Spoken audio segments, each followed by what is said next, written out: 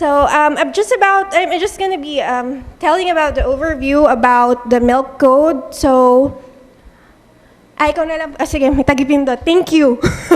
May tagapindot.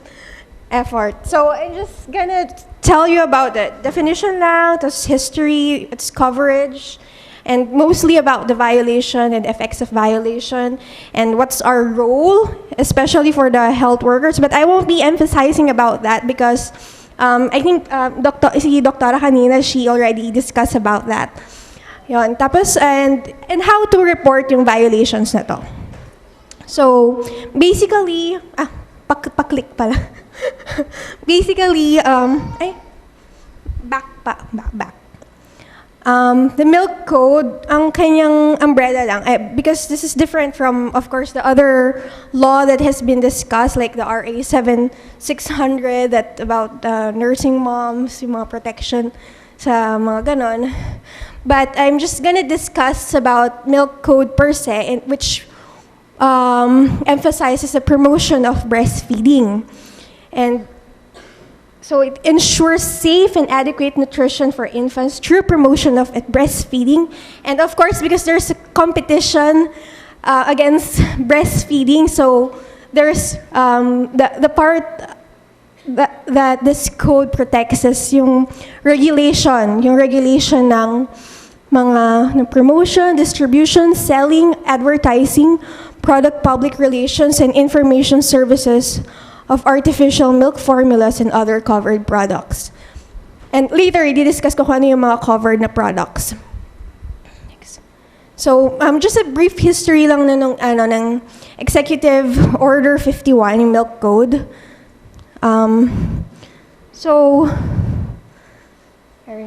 Next. So, it all started nung mga, anong year to? Anong to year? Mga year 1867, when the founder of Nestle, si Henry Nestle, he's the first, siya yung nag-introduce ng infant formula sa market. And from there, nagsunod-sunod na rin yung ibang mga companies na like, may mga nagano ng Dairy Gold. Next, man. Yung Dairy Gold, anyone who is familiar about Dairy Gold, I'm not familiar with that because noong panahon pa daw yun, bata pa po ako. Ayun, it's like evaporated milk, and it is being advertised to be a substitute for breast milk. And yung meron diyang back pa po.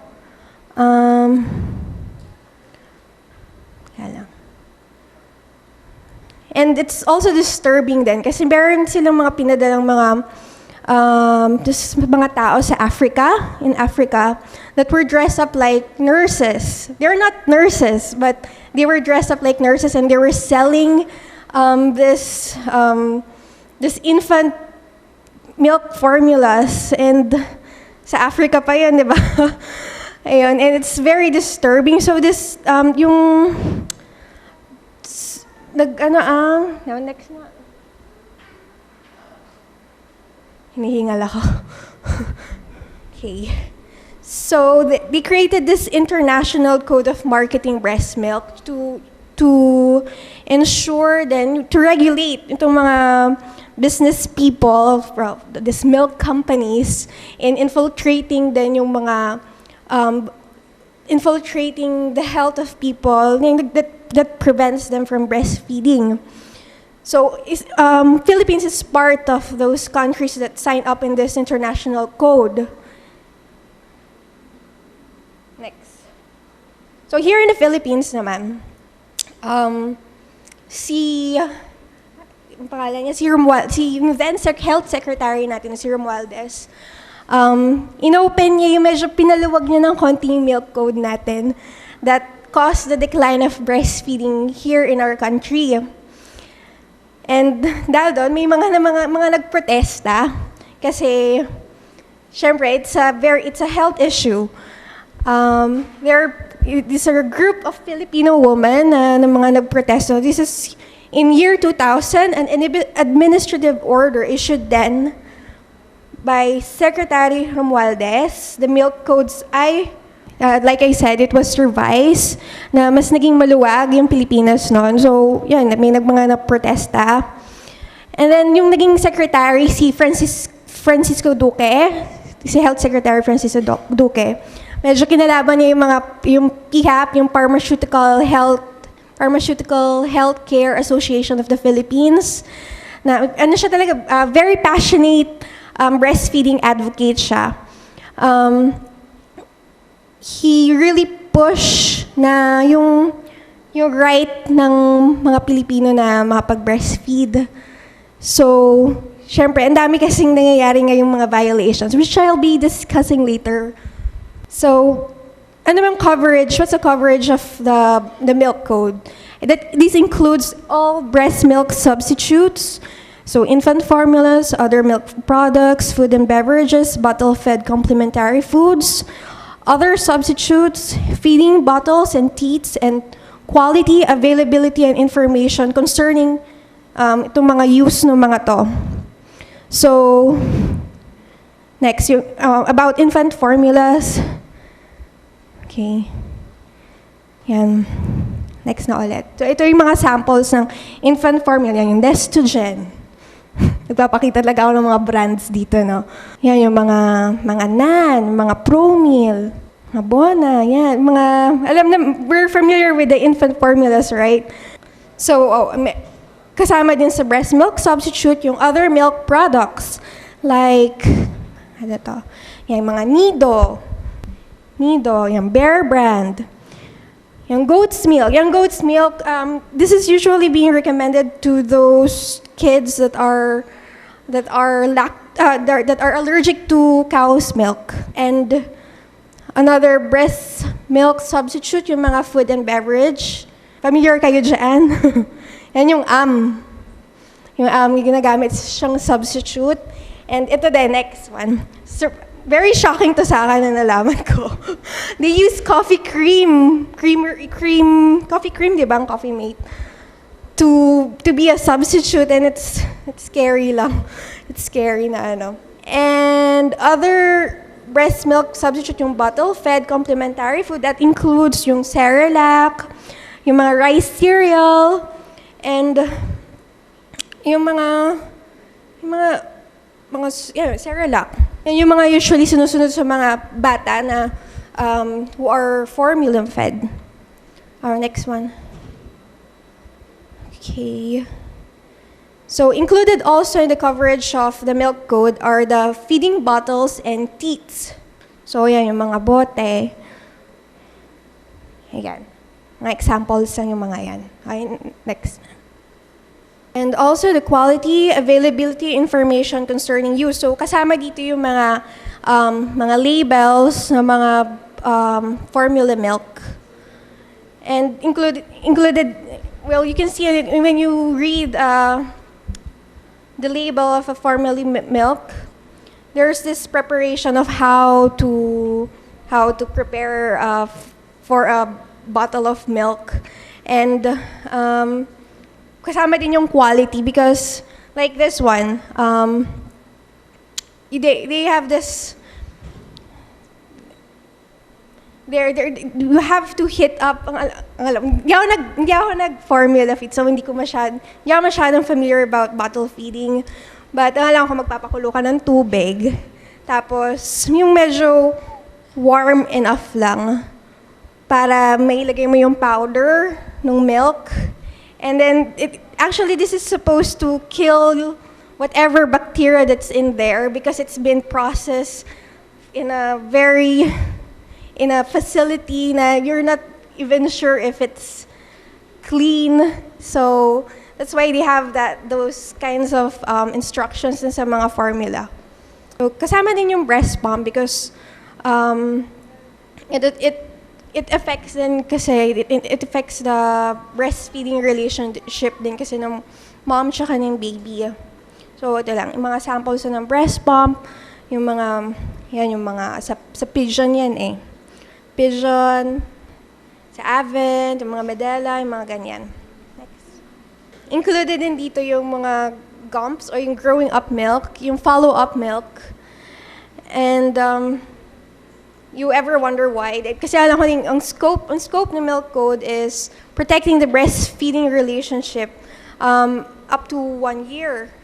That's the crucial part, up to 1 year, but it's actually Duque, he revised the Milk Code to accommodate breastfeeding 2 years and beyond. No, may naririnig tayo na breastfeeding is good until up to 2 years. Yun yung usual na sinasabi na yung mga naririnig natin yun ng parang natatak sa isip ng mga maraming tao. But it's actually beyond.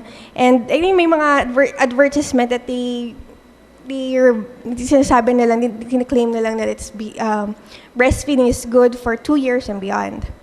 So this has become an issue, this follow-up milk, because okay, sige, itong mga milk companies, they won't, sige, kaya na nila yung first year na yan na say mag-breastfeed kayo, but okay, dito kami papasok sa toddler stage, sa growing up stage, and this new battleground, this advertising and marketing of toddler milk, according to the latest Euromotor report, is kumita sila malaki. They earning $15 billion for this industry. Next. So these are just samples of those growing up milk. Next. Next. So, like I said kanina, breast milk substitutes may also be intended for young children more than 12 months of age. Therefore, by regulating breast milk substitute, the Milk Code also intends to protect and promote the nourishment of children more than 12 months old. So, nandito din yung question about weaning. So, when to wean? It's actually a personal preference, but kasi our focus here is breastfeeding, and as much as possible, we want to reap yung best of best ng breastfeeding. So, included dito yung extended breastfeeding. So, next. So, there is this anthropologist, Dr. Kathy Detweiler. She studied gorillas and chimpanzees, which are 98% similar to humans, to determine the natural weaning outside of cultural norms. And usually the minimum predicted age of natural weaning in humans is 2.5 years, with a maximum of 7 years. And the studies even show that the immune system natin, they only get to be mature by 6 years old. So of course you need breast milk. Yeah, pang strengthen ng immune system ng breast milk. It's one of those properties that it has. And breast milk adjusts according to the needs of the child as the child grows. So encourage then, this Milk Code encourages for the child to be breastfed for as long as you want. Medyo madaming issue nga dito sa extended breastfeeding, but yeah, you know. So next, ito, violations. Ito yung hashtag, too many heartbreaks.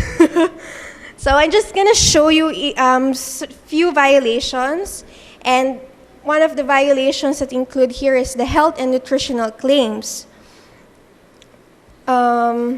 which is under the Section 13 of the Executive Order 51. So claiming that, you can read, I don't know if you can read it from there, like advertised dyan, you can potentially increase your child's IQ by 30 points in the first 5 years of life. So included in the violation that in the advertisement, pampatalino tong gatas na to. So next. Ito pa yung pang example. Sa mga supermarkets, yung mga nakasulat doon. Ay, hindi nga siya basa masyado. Help him make better progress, yung mga ganon. because it's misleading then. It's misleading because parang sinasabi kasi nga nila na pag uminom ka lang nito, saka lang tatalino yung anak mo. Siyempre, they're this predators, as I call it. They would want to prey on their consumers.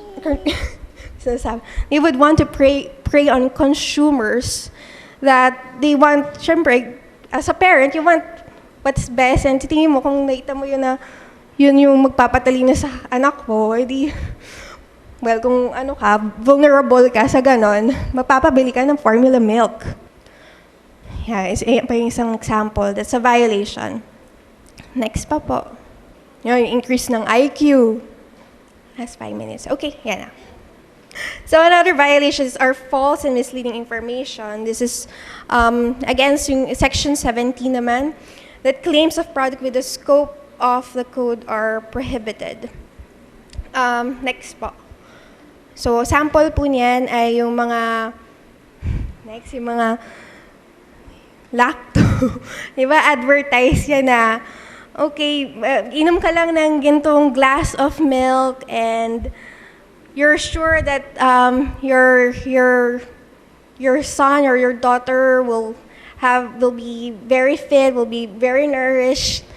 Ayun, yung mga violations yan. Next.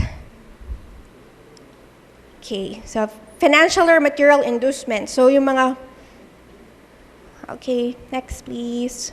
So yung mga ganyang freebies, like yung mga blocks or yung mga free na umbrellas. Next. Kabilang din yan dito sa violations of violations by giving away samples and supplies. And next. Yung mga, kita ba dyan? Mga hand sanitizer na may label ng gantong milk company. And including din yung mga, yung nasa book,